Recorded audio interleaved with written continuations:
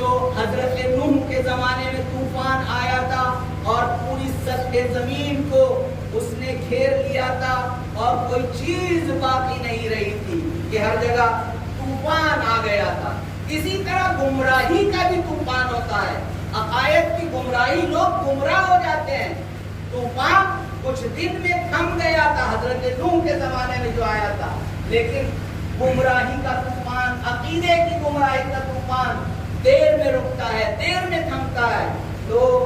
جس طرح وہاں پر کشتی کام آئی کہ جو اس کشتی میں سوار ہوا وہ اس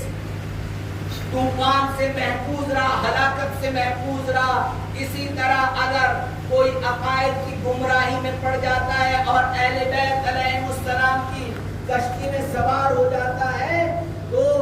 وہ بھی نجات پا جائے گا۔ اور دیکھیے جو یہ مادی طوفان ہوتا ہے، جو پانی کا طوفان ہوتا ہے، اس میں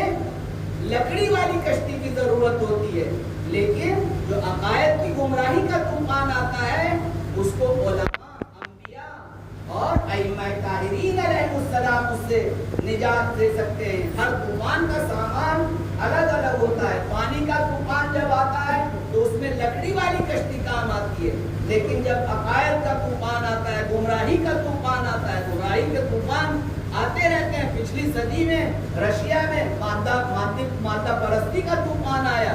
کمیونزم کا طوفان آتا ہے، اور یہ جو الگ الگ نئے نئے مکاتب فکر ہوتے ہیں وجود میں آتے ہیں، یہ ان کا طوفان آتا ہے۔ تو ان سے کون بچاتا ہے ہمیں؟ اہل بیت علیہ السلام کی کشتی بچاتی ہے، اہل بیت علیہ السلام کا دامن بچاتا ہے ان کے۔ تو روایت میں انس ابن مغیرہ کا بیان ہے، وہ کہتے ہیں کہ کعبے کے دروازے کی کنڈی کو میں پکڑے ہوئے تھا، کہ میں نے دیکھا کہ کوئی کعبے کی دروازے کی کنڈی کو پکڑے ہوئے ہیں، تو اور کہہ رہے ہیں کہ میں ابو ذر غفاری ہوں،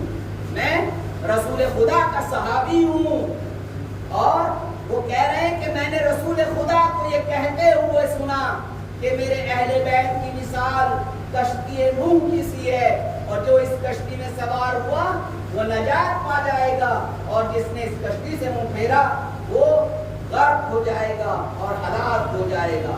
تو ہمارے معاشرے اور سوسائٹی میں بھی گمراہی کے طوفان آتے ہیں، اور اس گمراہی کے طوفان سے جو ہم کو نجات دے